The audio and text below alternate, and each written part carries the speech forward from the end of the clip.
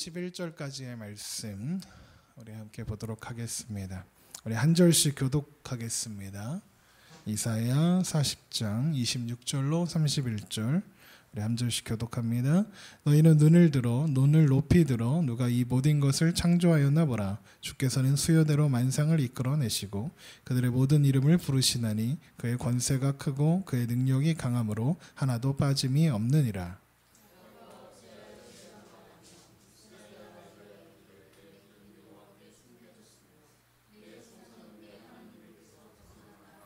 너는 알지 못하느냐 듣지 못하였느냐 영원하신 하나님 여호와 땅끝까지 창조하신 이는 피곤하지 않으시며 곤비하지 않으시며 명철이 한이 없으시며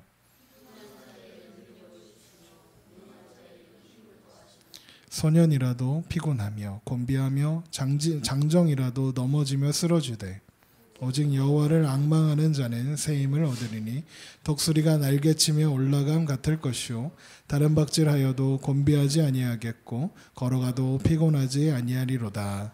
아멘.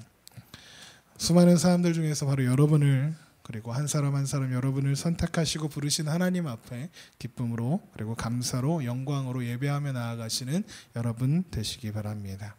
하나님은 온천하 만물을 창조하신 창조주 하나님이시고 특별히 우리를 창조하신 하나님이십니다. 그래서 주님은 나보다 나를 더 잘 아시는 분입니다. 세상 그 누구도 나를 이해해 주지 못한다 할지라도 하나님은 이해하시고 아시기에 아주 작은 신음에도 응답하시고 날마다 새 힘으로 채워주시는 하나님이십니다. 여러분 그 하나님 앞에 우리의 모든 것을 맡겨드리며 예배하는 우리가 되었으면 좋겠습니다. 시편 139편에서 다윗은 이렇게 노래합니다. 여호와여 주께서 나를 살펴보셨으므로 나를 아시나이다. 주께서 내가 앉고 일어섬을 아시고 멀리서도 나의 생각을 밝게 아시오며 나의 모든 길과 내가 눕는 것을 살펴보셨으므로 나의 모든 행위를 익히 아시오니 여호와여 내 혀의 말을 알지 못하시는 것이 하나도 없으시니이다 하였습니다. 하나님이 우리를 아시되 모든 것을 아신다. 다윗은 그렇게 고백하고 있습니다. 다윗의 모든 것만 아시는 것이 아니라 우리의 모든 것을 아십니다. 어디를 가든지 하나님은 그곳에 계시고 어디에 있든지 하나님은 우리를 인도하시고 우리의 붙잡은 손을 놓지 않으시는 분이십니다. 그래서 시편 139편은 이렇게 이어집니다. 내가 새벽 날개를 치며 바다 끝에 가서 거주할지라도 바다 끝까지 간다 할지라도 거기서도 주의 손이 나를 인도하시며 주의 오른손이 나를 붙드시니이다 하였습니다. 하나님께서 우리를 향한 이 관심과 그리고 이 사랑과 인도하심을 멈추지 않으시는 이유는 그가 우리를 창조하신 창조주, 우리의 아버지이시기 때문입니다. 그래서 하나님 우리를 언제나 찾으십니다. 우리를 향한 그 사랑도 단 한순간도 멈추지 않으십니다. 우리를 창조하신 창조주 하나님이시기 때문에 그렇습니다. 이런 이야기가 있습니다. 어떤 차가 여행을 가다가 산 중턱에서 서고 말았습니다. 다행히 이 사람은 운전하는 사람은 자동차를 수리하는 수리공이어서 자신 있게 차에서 내립니다. 본넷을 열고 차를 살펴보기 시작합니다. 그런데 무엇이 고장나서 이런 현상이 일어났는지 알 수가 없는 겁니다. 이것도 만져보고 저것도 만져보고 하는데 시동이 도대체가 걸리지 않는 것입니다. 차가 자주 다니지 않는 외진 곳에 그렇게 고갯길에 차를 세워두고 한참을 낑낑거리면서 하고 있었습니다. 해는 누엿누엿 저물어 갑니다. 짜증이 밀려옵니다. 화가 밀려옵니다. 그때 자동차 한 대가 이렇게 지나가다가 그 앞에 차를 세웁니다. 차의 뒷좌석에서 중전부를 쓴 한 노신사가 내립니다. 그리고 차를 살펴보고 있는 이 사람에게 다가와서 이렇게 물끄러미 지켜보고 있습니다. 이 사람은 열이 받아 있는 상태니까 이렇게 쳐다보고 그냥 무시합니다. 그때 이 사람이 이 노신사가 물어봅니다. 이분의 젊은이 왜 그러십니까? 그러자 짜증 섞인 대답으로 그리고 약간 시큰둥하게 보면 모릅니까? 차가 고장났지 않습니까? 그거 고치고 있는 겁니다. 그러자 그 노인이 말하는 거예요. 제가 좀 도와드릴까요? 라고 한 거죠. 그래서 약간 비웃음 섞인 말. 내가 자동차 수리공인데 당신은 뭘 한다고 그러십니까? 그리고 또 열심히 또 자동차 본넷을 들여다보고 있습니다. 그러자 그 모습을 보던 노인이 손을 들어서 열심히 보고 있는 그 사람 곁으로 와서 무언가 하나 살싹싹 만집니다. 그리고 말하는 거예요. 시동을 한번 걸어보세요. 그래서 이 사람은 열이 받아 있는데 뭐야 이 사람은, 이런 약간 시큰둥한 마음으로 차에 시동을 겁니다. 그랬더니 차에 시동이 걸리고 맙니다. 뭔가 깜짝 놀란 거죠. 아니 도대체 이 사람은 누구길래, 기적을 행한 건가, 이런 생각으로 묻습니다. 당신은 도대체 누구시길래 어떻게 이걸 고치셨습니까? 그랬더니 이 사람이 대답하기를 별거 아니야. 여기에 이 먼지가 끼면 가끔 이물질이 막혀서 공기가 잘 순환이 안 돼서 이거를 제거만 해주면 시동이 잘 걸려. 그러시는 겁니다. 그래서 그래서 이 사람은 이 노인에게 그 자신의 무례함을 사과하면서 이름이라도 좀 알려주십시오. 저를 도와주신 분이니까 이름이라도 알고 있게라고 부탁을 합니다. 그러자 차에서 대기하고 있던 기사가 내려서 명함을 한 장 건넵니다. 명함을 받고 딱 보니까 거기 이렇게 써 있다고 합니다.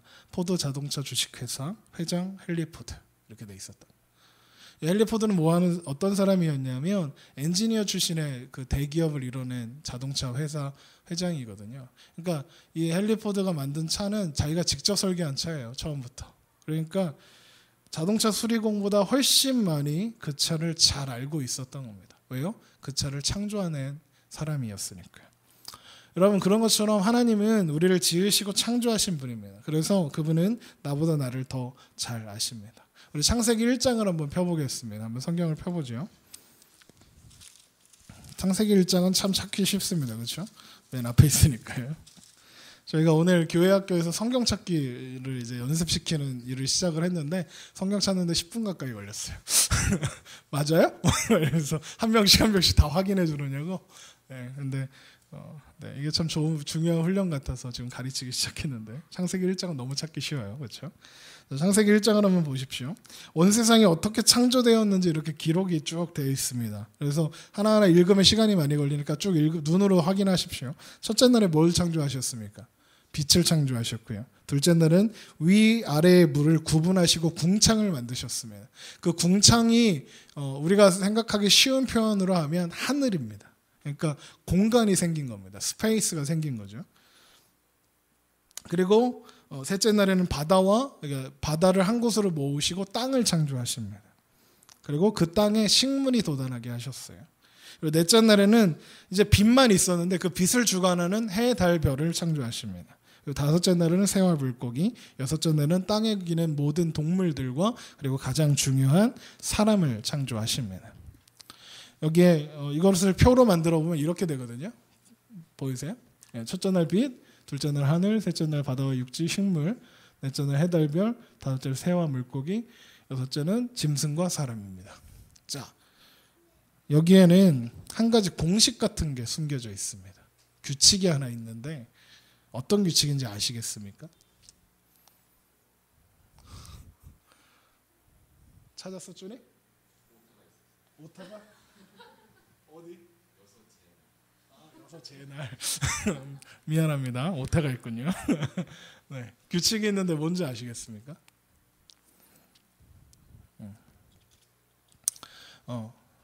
어떤 규칙이 있느냐 하면요, 처음 3일 동안은 공간을 만드십니다. 그러니까 빛을 만드시고 하늘을 만드시고 하늘과 바다가 만들어진 거거든요. 그리고 바다와 육지가 만들어지고 식물이 만들어졌잖아요. 그리고 나머지에는 그것이 거할 공간이 채워지고 있는 겁니다. 나머지 셋 날은 이해되십니까? 궁창, 하늘과 바다니까 하늘과 바다에 거하는 새와 물고기가 다섯째 날 만들어졌고요. 여섯째 날 땅에 기하는 짐승들이 만들어진 겁니다. 그러니까 창조 사역은 일단 만들어 놓고 보지 뭐 이런 식으로 그냥 생각나는 대로 만든 게 아니라 어떤 일련의 치밀한 계획 속에서 만들어진 그런 일이라는 겁니다. 그 1990년대에 수많은 아이들이, 저도 그걸 보면서 자랐는데 이렇게 되게 좋아했던 분이 있습니다. 이름이 김영만 씨인데 혹시 기억하십니까? 이분이 뭐 하시는 분이냐면 그 뚝딱이랑 콕딱지라는 애랑 나와서 종이접기를 하시는 분이에요. 이분이 명대사가 많아요. 참 쉽죠? 쉽긴 뭐가 쉬워요. 그리고 어려우면 엄마한테 해달라고 하세요. 뭐 이런 말을 많이 하시는 분인데 최근에 이분이 MBC에서 하는 마리텔이라는 프로그램에 나와서 이것을 그 생중계를 하면서 되게 유명해지고 화제가 되었습니다. 그분이 종이 접기하는 모습을 이렇게 지켜보고 있으면요, 아무렇게나 막 만드는 것 같은데 이게 치밀한 계획이 있다는 걸 알 수 있습니다. 그리고 항상 맨 마지막에 가서야 그게 뭔지 알 수 있습니다. 그러니까 뭘 만들겠다고 했는데 도대체 저게 어떻게 해서 인디안 모자가 되는지 이해할 수 없는, 저게 도대체 어떻게 해가지고 도깨비가 되는지 이해할 수 없다가 마지막에 무언가 하나 딱 하면 아, 도깨비네, 이렇게 되는 겁니다.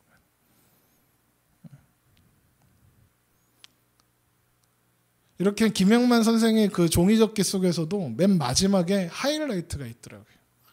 필요한 것을 다 준비해 두고 그리고 마지막에 요거 하나 딱 하면 완성, 이렇게 되는 겁니다. 그런 것처럼 하나님의 창조 계획에도 마지막에 하이라이트가 있습니다. 하나님의 맨 마지막에 창조하신 대상이 무엇입니까? 바로 사람입니다. 우리들이죠. 하나님은 하나님의 창조 사역의 모든 초점을 사람을 향해서 두시고 이루어내셨습니다. 그리고 그 창조의 과정마다 하나님은 이렇게 말씀하시죠. 참 좋다. 그러다 여섯째 날에 가서는 1장 13절에, 창세기 1장 13절에 하나님이 지으신 그 모든 것을 보시니 보시기에 심히 좋았더라. 그 앞까지는요, 좋았더라, 굿 그랬거든요. 그런데 1장 31절에 심히 좋았더라, very good 그럽니다. 심히 좋았더라. 하나님은 창조를 이루어 가시면서 뭐가 그렇게 좋으신지 좋다 그러십니다. 그리고는 마지막에 이것 딱 만들어 놓고 심히 좋았더라 하십니다. 야, 내가 만들었지만 진짜 잘 만들었어, 막 이런 느낌이셨을까요? 하나님의 그 마음이 어떤 마음일까? 이게 관념적으로만 이해하고 있다가 이게 마음으로 체험된 적이 있습니다. 그게 언제였냐면, 여러분도 아마 비슷한 경험이 있으실 겁니다. 바로 첫 아이가 생겼을 때였습니다. 둘 다 어린 나이에 결혼을 해서, 저희 아내와 저희가 되게 어린 나이에 결혼을 해서 결혼하자마자 생긴 아이 때문에 처음에는 좀 당황했습니다. 이내 기쁨으로 바뀌었지만, 아이가 뱃속에서 자라가고 있는 동안에 저는 대학원을 다녔고요. 아내는 그 낮에는 일하고 저녁 때는 대학을 다니고, 이렇게 둘 다 학생이었습니다. 그래서 가끔 매일은 아니고 가끔 아내를 데리러 이제 아내가 다니는 학교에 이렇게 가기도 했었거든요. 그런데 학교를 마치고 이제 아내를 태우고 돌아오는 길에 항상 들르는 곳이 있었는데 근처에 있는 대형 마트였습니다. 이렇게 홈 더하기 마트 있잖아요. 거기를 가면. 근데 가서 아기용품 코너를 꼭 들려요. 뭐 살 게 있어서 간 게 아니라 그냥 그거 구경하고 싶어서 가는 거예요. 가서 사지도 않을 거면서 막 골라요. 막 그러다가 막 예쁜 신발이 있으면 하나 사고, 예쁜 모자가 있으면 하나 사고, 자꾸 싸요. 애 나오려면 7개월 남았는데 막 이렇게 자꾸 사요. 그러다가 이걸 가져다가 어떻게 하냐면, 그 책장이 쫙 있으니까 책장에다가 이렇게 하나씩 다 놓는 거예요. 놓으면서 이렇게 보면서 막 좋아해요. 애가 나오려면 아직 멀었는데 그게 그렇게 좋더라고요. 왜 그랬을까요? 왜 그게 그렇게 좋을까요? 그게 너무 예뻐서? 그 물건이 너무 예뻐서 좋을까요? 그게 아니라 이걸 사용하게 될 내 아이를 상상하니까 좋은 거예요. 이 신발을 신고 있을, 걷지도, 사실 애기 신발만큼 쓸데없는 게 없잖아요. 그런데 잘 모르니까 그거 사다 놓고 이거 신고 이렇게 막 돌아다니면 뭘 돌아다녀. 한 1년 동안 기어다니기만 할 건데 그거 아이가 신고 다닐 거, 아이가 이 모자를 쓸 거, 이 옷을 입을 거를 상상하니까 너무 좋은 거잖아요. 그게 너무 좋은 거거든요. 그때 그런 생각이 들었어요. 아, 하나님이 이런 마음이셨던 거겠구나. 하나님이 좋았더라 하신 이유가 이런 거겠구나. 보세요. 아이가 사용할 물건들을 보면서 막 좋아요. 좋다가 심히 very good 할 때는 언제겠습니까? 아이가 이 세상에 나왔을 때 아니겠습니까? 하늘을 만드시고 하나님은 나를 생각하셨구나. 그래서 좋으셨구나. 바다를 만드시고 그리고 그래서 좋으셨구나. 나를 생각하셔서. 그리고 마지막에 나를 창조하시고 하나님이 very good 하셨구나. 심히 좋으셨구나. 그러면 온 천하 만물이요, 우리를 위해서 지어진 겁니다. 부모가 아이의 물건을 준비하는 것이 부모의 기쁨을 위한 것이 아니라 그 아이를 위한 것이었던 것처럼 하나님은 우리를 위해 창조하셨습니다. 우리를 창조하시기 위해서 그 모든 준비로 빛과 하늘과 바다와 땅과 온갖 종류의 식물들과 해달별, 새와 물고기, 땅에 기는 모든 짐승들을 창조하신 겁니다. 그리고 하나님께서 창조하신 모든 것들을 누리고 살 우리들을 생각하시고 좋으셨던 겁니다. 보시기에 좋았더라 하신 겁니다. 여러분이 바로 그 창조의 기쁨의 대상이 되시는 겁니다. 여러분 한 사람 한 사람이 그 창조의 기쁨의 대상입니다. 하나님이 그렇게 기쁨으로 창조하셨다면 창조해놓고 그냥 내버려 두시겠습니까? 어떤 사람들은 그렇게 이야기해요. 신은 창조를 했을지 모르지만 이 세상에 개입하지 않는다. 내버려 둔다. 신은 이 땅에 별로 관심 없다. 이렇게 이야기하는 사람들도 있습니다. 그런데 여러분, 우리가 애 낳아놓고 관심 없습니까? 그냥 버려놓습니까? 그리고 그렇게 버려놓는 부모를 우리는 부모라고 하지 않죠. 마찬가지로 하나님 우리를 창조하시고 내버려 두지 않으셨습니다. 그리고 그 만들어 놓으신 작품 우리들이 잘하면 상 주고 못하면 벌 주고 막 이렇게 서 계시겠습니까? 부모도요, 아이가 잘하든 못하든 이뻐요. 그렇죠? 잘 못하면 그냥 몇 대 맞으면 돼요. 그렇죠? 준이가 잘못하면 갖다 버리실 건가요? 아니거든요. 우리를 향해 하나님은 부모와 자녀의 모습으로 이렇게 만들어 놓으신 창조주가 되신 겁니다. 창세기 16장에 보면요, 이 좋았더라 그리고 보시기에 심히 좋았더라 할 때 이 보시기에와 똑같은 단어가 사용되는 장면이 나옵니다. 한번 찾아볼까요? 창세기 16장입니다. 창세기 16장의 내용은 이런 거예요. 하갈이 아브라함의 아이를 가졌죠. 이게 사례 때문에 그렇게 된 거거든요. 기다리지 못해서. 이거 누구 잘못이에요? 아브라함과 사례의 잘못인데, 막상 하갈이 아이를 가지니까 사례가 질투해서 하갈을 핍박해요. 그래서 도망갑니다. 자신과 아이를 지키기 위해서 도망가요. 도망가는데 광야에 이제 하갈이 쓰러집니다. 바로 옆에 샘이 있는데 그것도 모르고 쓰러져 버립니다. 그때 하갈에게 하나님의 사자가 나타납니다. 그리고 하갈에게 주인의 집으로 돌아가라. 그리고 태어난 아이에 대한 예언을 들려줍니다. 그리고 나서 하갈이 하나님을 향해 고백을 합니다. 이 고백이요, 사실 그 인간이 하는 최초의 고백입니다. 하나님은 이런 분이십니다 라고 고백하는 최초의 고백인데, 거기에 보면 13절에 하갈이 자기에게 이르신 여호와의 이름을 나를 살피시는 하나님이라 하였으니 이는 내가 어떻게 여기서 나를 살피시는 하나님을 배웠는고 함이라. 이러므로 그 샘을 부엘라 헤로이라고 불렀으며 그것은 가데스와 베렛 사이에 있더라. 감찰하시는 하나님입니다. 하나님의 이름은 무엇이냐? 감찰하시는, 나를 살피시는 하나님입니다. 나를 살피시는 하나님, 하나님의 어떠하심으로 이름을 고백한 최초의 고백이라고 제가 말씀드렸습니다. 감찰하시는, 보시는 하나님입니다. 그리고 여기에서 보시는 하나님은 창세기에서 창조하신 하나님께서 보시기에 좋았더라 하실 때 그 보시는 하나님과 같은 표현입니다.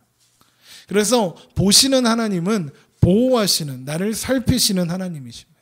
나에게 관심을 가지시는 하나님이십니다. 그 관심이 무한하게 우리를 향해 보이시는 하나님입니다. 여러분, 하갈이요, 그곳에 광야에서 엎어져 갖고 하나님을 찾은 것도 아니었습니다. 자신의 형편이 어떤 건지 하나님 앞에 말씀드린 적도 없었습니다. 그런데 하나님은 이미 알고 계셨습니다. 그리고 그 상황, 하갈의 상황에 찾아오셔서 선하게 인도해 주셨습니다. 자신의 인생과 후손에 대해서 하나님의 관심을 가지고 있다, 자신을 보고 있고 지켜보고 있다는 사실에 하갈이 감동하며 고백하는 겁니다. 여호와 이름을 나를 살피시는 하나님이십니다. 이렇게 하나님은 지으신 모든 만물을 지키시며 보호하시고 관심을 가지고 계십니다. 특별히 하나님의 자녀들을 향한 그 사랑은, 그리고 그 관심은 상상할 수 없을 만큼 크십니다. 창세기 22장에서 아브라함이 이삭을 바친 사건에 등장하는 우리가 잘 아는 표현이 있죠. 바로 여호와 이레입니다. 하나님께서 아브라함에게 100세에 낳은 독자 이삭을 바치라고 하니까 아브라함이 그냥 산에 와서 바치려고 하죠. 그러자 하나님께서 아브라함이 이삭을 죽이려는 걸 막이시고 미리 준비된 양으로 대신 번제를 드리게 하셨습니다. 그래서 여호와 이레는 여호와의 산에서 준비되리라, 하나님께서 준비하신다, 이런 뜻입니다. 그런데 이 이레라는 이 단어의 첫 번째 뜻은 준비가 아니라 본다입니다. 두 번째 뜻이 준비하다입니다. 그렇다면 결국 여호와 이레도 하나님께서 보고 계셨다는 겁니다. 알고 계신다는 거죠. 여호와 이레는 하나님이 아브라함을 아시고 이삭을 아시고 그리고 이삭의 의미를 아시고 하나님께서 그 인생을 인도해 가실 것이다 라는 아브라함의 고백이 담겨 있는 겁니다. 하나님이 우리를 보고 계시고 우리를 위해 준비해 주신다는 것입니다. 창세기 6장에도 노아의 홍수가 기록되고 있는데 단순히 하나님께서 범죄한 인류를 냉정하게 내치시려고 이루신 사건이 노아의 홍수가 아닙니다. 창세기 6장을 한번 보십시오. 창세기 6장을 보면 6장 5절부터 보겠습니다. 이런 말씀이 있습니다. 여호와께서 사람의 죄악이 세상에 가득함과 그의 마음으로 생각하는 모든 계획이 항상 악할 뿐임을 보셨습니다. 땅 위에 사람을 지으셨음을 한탄하사 마음에 근심하시고 이르시되 내가 창조한 사람을 내가 지면에서 쓸어버리되 사람으로부터 가축과 기는 것과 공중의 새까지 그리하리니 이는 내가 그것들을 지었음을 한탄함이라 하시니라. 걱정하시고 우리 사람들을 보시고 걱정하시고 근심하시며 한탄하시고 슬퍼하사 심판하신 겁니다. 심판의 첫 번째 이유가 죄 지은 자를 벌 주셔서 멸해버리려는 것이 아니라 그 죄악된 것, 그 악한 것, 그 못난 것을 고치려 하시는 겁니다. 여기도 나오죠? 보시는 하나님. 출애굽기 4장에 모세가 하나님의 보내심을 받아서 이스라엘 백성들을 찾아왔을 때, 그래서 이제 출애굽의 역사가 이루어질 때 백성들도 이렇게 고백합니다. 여호와께서 이스라엘 자손을 찾으시고 그들의 고난을 살피셨다 함을 듣고 머리 숙여 경배하더라. 하나님께서 백성의 처지를 아시고 보고 계시고 살피고 계셨으며 관심을 가지고 계신다는 건 하나님께서 이대로 내버려 두시지 않는다는 그 사실 앞에 백성들은 나와서 예배하는 겁니다. 하나님 앞에 머리 숙여 경배하는 겁니다. 이렇게 청지를 창조하신 하나님이 위대한 창조자이시지만 보시는 하나님이시라는 겁니다. 그리고 이것은 우리의 믿음의 능력이 됩니다. 왜냐하면 하나님이 우리를 사랑하사 우리 아버지가 되시고 복 주시고 우리 편이 되어 주신다는 하나님이시라는 것을 우리가 확인할 수 있는 대목이기 때문입니다. 우리를 보고 계십니다. 하나님께서 우리를 보시는 하나님, 우리의 아빠, 아버지라는 사실에 기대어서 우리는 하나님 앞에 나아가는 겁니다. 오늘 본문도 다시 한번 볼까요? 너희는 눈을 높이 들어 누가 이 모든 것을 창조하였나 보라. 주께서는 수요들의 만상을 이끌어내시고 그들의 모든 이름을 부르시나니 그의 권세가 크고 그의 능력이 강함으로 하나도 빠짐이 없느니라. 야곱아 어찌하여 내가 말하여 이스라엘아 내가 이르기를 내 길은 여호와께 숨겨졌으며 내 송사는 내 하나님께서 벗어난다 하느냐. 너는 알지 못하였느냐 듣지 못하였느냐. 온 천하 만물을 지으신 하나님, 그 권세와 능력이 강하고 끝이 없으신 창조주 하나님이 어떤 분이신지 너 잊어버렸냐? 모르냐? 하나님이 어떤 분이신지 너희 알고 있지 않냐? 그 하나님은 영원하신 하나님 여호와, 땅끝까지 창조하시니 그는 피곤하지 않으시며 곤비하지 않으시며 명철이 한이 없으신 우리 하나님이시다. 하나님께서 너를 향해 하시는 일 멈추지 않으시는데 그 일이 무엇인 줄 아느냐? 29절에 피곤한 자에게는 능력을 주시며 무능한 자에게는 힘을 더하시나니. 피곤하면 안 피곤해, 무능해도 힘을 주신다는 겁니다. 나는 안 되는데, 나는 무능한데 하나님이 된다 하신다는 겁니다. 하나님이 우리를 창조하셨으니까요. 우리를 향한 계획을 가지고 계시니까 된다 하는 겁니다. 너 안 된다고 생각해? 아니, 된다. 물론 네가 생각하는 대로 안 될 수 있지. 아니면 더 좋은 것으로 내가 예비해 두었단다. 30절에 소년이라도 피곤하며 곤비하여 장정이라도 넘어지며 쓰러지되 아무리 세상에서 잘난 척하고 살아도 자기 힘으로 사는 것 같고 이겨내고 살고 세상 다 이길 것처럼 이야기해도 결국에는 쓰러지고 마는 것이 인생이란다. 너 이거 알아야 한다. 너 혼자 있으면 그렇게 넘어지고 쓰러지고 지칠 수밖에 없다. 그런데 31절에 오직 여호와를 앙망하는 자는 새 힘을 얻으리니 독수리가 날개치며 올라간 같을 것이요 다른 박질하여도 곤비하지 아니하겠고 걸어가도 피곤하지 아니하리로다. 하나님을 앙망하는 자, 하나님을 바라보는 자는 하나님이 모든 만물을 지으신 것을 알고 그 하나님이 내 인생을 향한 계획, 내 삶의 뜻과 목적을 세우시고 내 인생을 이끌어 가신다는 사실을 확신하고 그래서 그 하나님 앞에 모든 것을 맡기고 의지하며 나아가는 우리는 새 힘을 주셔서 독수리가 날개치며 올라간 같을 것이고 다른 박질하여도 곤비하지 아니하겠고 걸어가도 피곤하지 아니하게 될 것이다. 한마디로 하나님의 시선이 머물고 있는 너, 하나님이 너 보고 계신다고. 널 보고 계시는 너, 하나님을 향해 시선을 들어 보는 너, 하나님이 선택하신 바로 너, 너와 함께 하신다. 여러분 우리가 하나님을 어떻게 보습니까? 제가 지난 주간에 그 월요일 화요일에 서산에 내려갔다 왔습니다. 서산에서 제가 존경하는 김영인 목사님이라고 전라도 광주에서 목회하시는 목사님이신데 그분의 말씀 사경회가 저희 협력교회인 서산상록교회에서 있어서 제가 저녁 때마다 이렇게 내려가서 말씀을 듣고 왔는데요. 그분이 이런 말씀을 하시더라고요. 우리가 하나님을 보아야 하는데 어떻게 보는 줄 아십니까? 여러분 눈으로 보는 것이 아니라 귀로 보는 겁니다. 이러시더라고요. 그 말씀이 저한테 마음에 콱 와서 닿았습니다. 여러분 우리는 하나님을 귀로 봅니다. 하나님의 말씀을 듣는 것을 통해서 봅니다. 우리가 귀로 하나님을 볼 수 있습니다. 우리의 시선이 머문다는 것은 우리의 귀를 하나님의 말씀에 순종하며 귀 기울인다는 뜻입니다. 그 하나님께서 우리가 우리를 아는 것보다 더 잘 아신다고 말씀하십니다. 그 하나님께서 우리를 위하는 것보다 우리를 더 위하신다고 하나님 말씀하십니다. 오늘 말씀을 하나 더 찾겠습니다. 오늘 말씀을 많이 찾죠? 시편 136편을 한번 보겠습니다.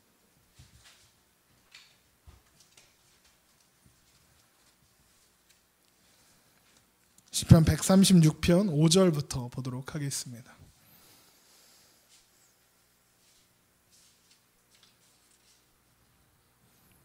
함께 읽습니다. 지혜로 하늘을 지으신 이에게 감사하라. 그 인자하심이 영원함이로다. 땅을 물 위에 펴신 이에게 감사하라. 그 인자하심이 영원함이로다. 큰 빛들을 지으신 이에게 감사하라. 그 인자하심이 영원함이로다. 해로 낮을 주관하신 이에게 감사하라. 그 인자하심이 영원함이로다. 달과 별들로 밤을 주관하신 이에게 감사하라. 그 인자하심이 영원함이로다. 여러분 5절부터 9절에 있는 말씀 창조에 대한 이야기입니다. 그런데 그 능력을 찬양하라. 그 능력을 감사하라 하지 않으시고요. 그 인자하심이 영원하다 고백합니다. 창조는 능력의 문제가 아니라 하나님께서 지으신 모든 피조물들과 생물들에게 그리고 인간에게 복을 주시려고 기쁨을 주시려고 유익이 되게 하시려고 이루신 일이니까요. 하나님께서 지으신 사람들이 복을 받을 만하거나 상을 받을 만해서 그래서 실력이 있고 조건이 갖춰져 있고 능력이 있어서가 아니라 그런 것 없어도 아니 오히려 못나게 굴어도 하나님 앞에서 못나게 굴어도 하여간에 진상을 다 떨어도 하나님께서는 우리의 못난 것을 갚지 않으시고 심판하지 않으시고 결국에는 용서하시고 고쳐내셔서 그래서 오히려 상 주시고 복 주시는 그 누구보다도 우리를 사랑하시는 하나님이시니까요. 그래서 시편은 그 인자하심이 영원함이로다 이렇게 고백하고 있는 것입니다. 우리가 살아가면서 우리 인생 가운데 맞는 그런 위기들 그리고 특별히 신앙의 위기는 하나님을 내 생각으로 내 기준으로 이해하려고 할 때가 아닐까 싶습니다. 우리는 우리에게 잘하는 사람에게 호의를 갖습니다. 그렇지 않은 사람에게 미움을 갖습니다. 악의를 갖거나 적의를 갖게 됩니다. 그런데 하나님을 우리는 그런 분으로 생각합니다. 하나님도 내가 잘하면 칭찬해 주시고 상 주시다가 하나님 내가 못하면 벌 주시는 하나님이라고 생각한다는 겁니다. 여러분 욥이 그랬습니다. 욥이. 그런데 욥이 이해할 수 없었죠. 왜요? 잘못한 게 없으니까요. 근데 욥의 친구들이 얘기하잖아요. 너 잘못한 게 있으니까 벌 받는 거야. 여러분, 욥도 하나님을 잘못 알고 있었고요. 친구들도 하나님을 잘못 알고 있었던 겁니다. 여러분, 시편에서 노래하는 것처럼 하나님은 은혜와 자비와 인자하심이 영원하신 하나님이십니다. 우리의 고통과 어려움을 돌아보시고 우리의 못난 것과 미련한 것과 연약한 것을 아시고 도우시는 아버지입니다. 우리를 기뻐하시되 끝까지 기뻐하시는 아버지입니다. 미련하고 약해도, 그래서 실수투성이어도 우리를 사랑하시는 아버지입니다. 하나님의 아버지 되심에 의해서 우리는 하나님께 기댈 수 있습니다. 우리는 아버지 하나님 앞에 기대어 사는 겁니다. 그래서 우리는 기도도 할 수 있습니다. 하나님이 우리 아버지 되시니까요. 우리의 창조주 되시니까요. 그 인자하심이 영원하시니까요. 만일 우리가 우리의 믿음의 근거를 나 자신에게서 찾으려고 하면, 나 이렇게 성경 많이 읽고, 나 이렇게 헌금 많이 하고, 나 이렇게 예배 잘 드려, 이런 것에서 나의 믿음의 기준을, 믿음의 근거를 찾으려고 하면 반드시 넘어집니다. 그런 믿음의 근거를 가지고 있잖아요. 주일날 예배 빠지면 죄책감과 그런 어떤 막 스스로에 대한 환멸이 밀려올 거고요. 헌금 못하면 헌금 못한다고 그것 때문에 또 좌절할 거고요. 슬퍼할 겁니다. 그러나 하나님의 어떠하심에, 하나님의 인자하심과 하나님의 사랑과 하나님의 놀라운 고백 가운데 기대어 있다면 우리는 괜찮은 겁니다. 종이 한 장은요, 그냥 놔두면 날아갑니다. 그런데 이 종이 한 장이 벽에 붙어 있잖아요. 안 날아가요. 벽에 기대어 있으니까요. 우리는 바람에 나는 겨와 같은 그런 존재라고 성경은 이야기하죠. 그러나 그 겨와 같은 존재가 하나님에 기대어 있으면, 하갈과 아브라함의 고백처럼, 그리고 시편의 고백처럼 그는 선하시고 그 인자하심이 영원하십니다. 이 사실에 기대어 있다면 우리의 믿음은 더 반석 위에 설 수 있게 되는 것입니다. 그 믿음으로 말미암아 우리가 날마다 새로운 위로를 얻을 수 있는 것입니다. 창조를 통해서 여러분, 하나님의 되심을 발견하시고 확인하시기 바랍니다. 여러분, 그 창조의 하나님께서요, 예수 그리스도를 이 땅 가운데 우리에게 보내주셨고 우리를 구원하셨습니다. 그리고 이제 영원까지 우리와 함께 하시겠다 약속하셨습니다. 그리고 최후의 심판이 도래할 것이고요, 우리를 이제 영원한 나라에 살게 하실 겁니다. 그 모든 일들을 위해서 하나님의 모든 지혜와 열심과 모든 능력과 그 사랑을 우리를 향해서 끝까지 포기하지 않으시는 그 인자하심이 영원하신 하나님이십니다. 그래서 그분은 찬송받으시기에 합당하신 분이고, 그래서 그분은 예배받으시기에 합당하신 하나님이십니다. 영원하신 하나님의 인자하심, 그리고 그 성실하심, 그 사랑 앞에 우리의 겸손히 우리의 믿음을 놓기 원합니다.